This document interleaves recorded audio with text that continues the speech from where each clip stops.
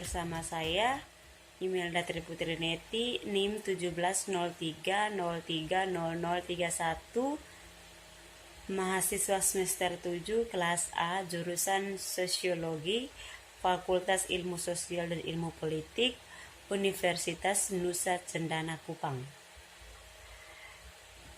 Di video kali ini saya akan menjelaskan poin-poin penting dari buku ke-7, tugas ke-7 mata kuliah Sosiologi Terapan. Terima kasih untuk kesempatan yang diberikan kepada saya. Judul dari buku ini adalah Identitas Masyarakat Informasi di Masa Depan. Bagian 1, menempatkan mesin kontrol. A. Mendefinisikan konsep identitas.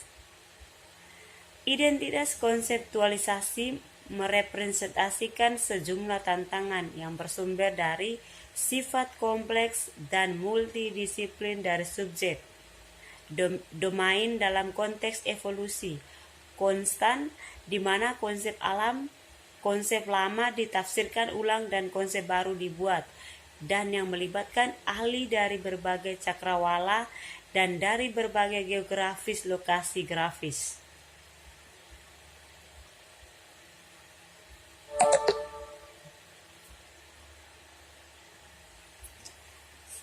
Pendekatan lain terdiri dari mengidentifikasikan kosakata dari istilah yang lebih sering digunakan dalam domain untuk menjelaskan subjek dan untuk mendefinisikan dari setiap istilah dan hubungannya dengan cara yang akan memiliki sedikit ambiguitas.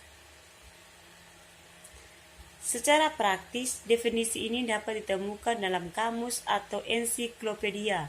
Spesialis sistem informasi juga telah menemukan beberapa bahasa khusus dan alat yang memungkinkan definisi yang lebih formal dari istilah-istilah yang berbeda dan untuk menghubungkannya satu sama lain. B. Kasus dan skenario penggunaan identitas. Pembaca baris ini mungkin berkata, "Oke, setelah mengerti mengapa dunia online ini penting.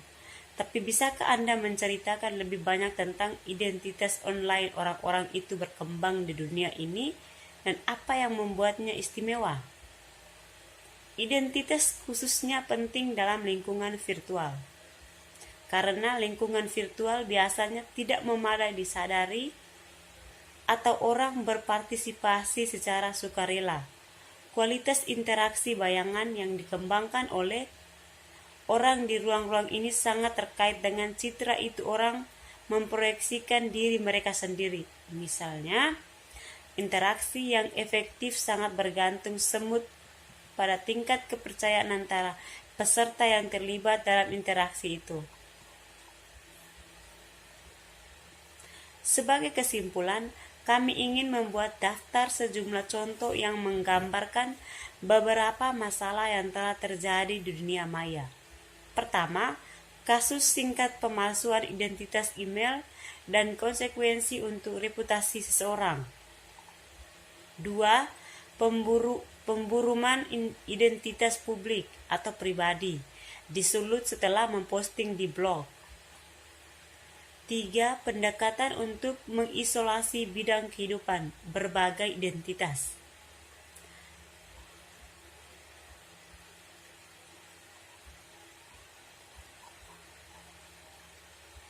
4. Waspadai reputasi online, penipuan di BAI.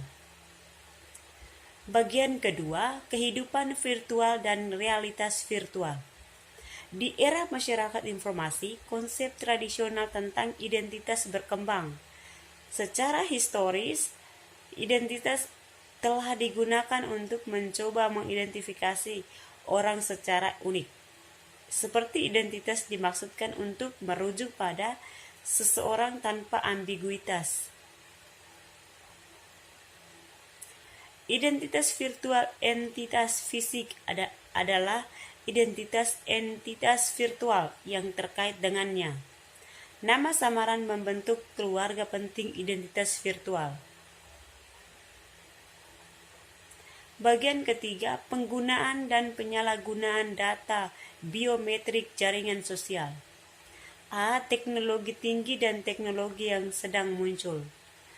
Perkembangan teknologi telah meluas setiap aspek kehidupan kita, dan cara kita sekarang menggunakan informasi terkait identitas tidak luput dari dampak ini perubahan. Dengan memperhatikan lanskap terkait identitas yang terus berubah teknologi, kami lebih mengeksplorasi teknologi baru yang muncul tampaknya akan berdampak pada kami dalam waktu dekat hingga jangka menengah. B. Teknologi yang muncul. Berbeda dengan penelitian Fides tentang IMS yang dibahas selama ini, penelitian di bidang teknologi baru telah berfokus pada teknologi yang kurang berkembang, layanan atau aplikasi yang mungkin terbukti berdampak besar di bidangnya identitas.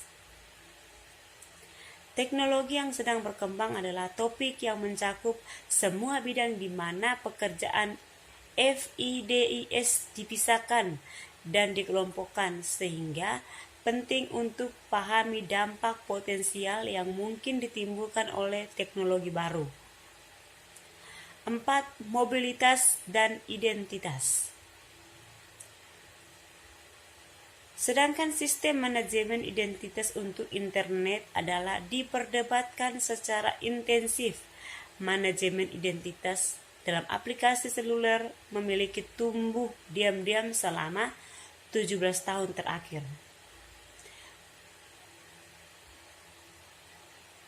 5. Peningkatan manusia, robot, dan perjuangan untuk hak asasi manusia. Visi dunia masa depan yang dihuni oleh manusia, ciborong, robot, dan android menimbulkan banyak pertanyaan mendasar. Satu pertanyaan seperti itu adalah, perkembangan apa ini sarana untuk hak fundamental atau konstitusional, juga dikenal sebagai hak asasi manusia? Akankah ciborong dianggap cukup manusiawi untuk tetap menjadi pembawa hak manusia? Dapatkah android mengklaim hak manusia jika mereka terlihat dan berfungsi dengan cara yang sama masyarakat sebagai ciborong? Masalah penting lainnya adalah hubungan antara non-orang-orang yang ditingkatkan dan ditingkatkan. Akankah ada kesenjangan sosial? 6. Peran forensik terhadap identitas saya. Pentingnya identitas dunia online sudah jelas, dan begitu pula fakta bahwa digital identitas menimbulkan kejahatan terkait identitas. Yang jauh kurang jelas adalah kisaran luasnya kejahatan yang dapat dilakukan terkait dengan identitas. Pencurian identitas atau penipuan sebenarnya hanya satu contoh dari kategori multi aspek kejahatan terkait identitas. 7. Berkencan. Untuk misi ini, Audrey telah memilih hubungan sosial. Ya, istilah kencan sistem tidak lagi digunakan kecuali untuk mengartikan sesuatu yang agak negatif, yaitu lebih khusus didedikasikan untuk audiens yang lebih tua.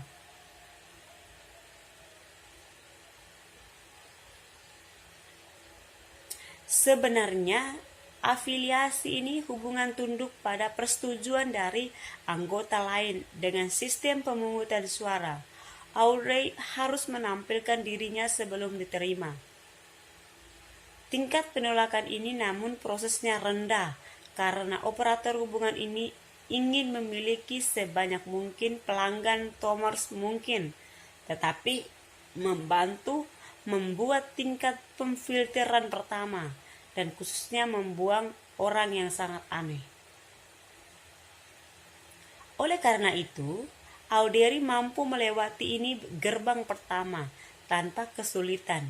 Meskipun di awalnya sedikit khawatir itu, mereka akan menemukan hubungan masa lalunya dengan keluarga.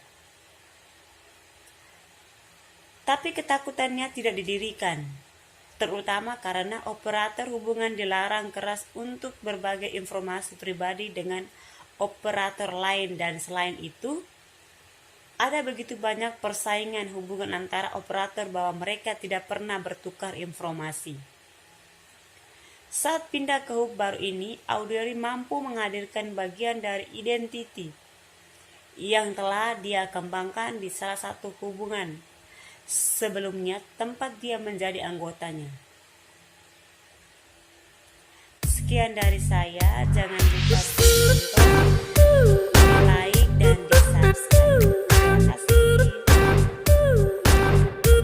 kasih.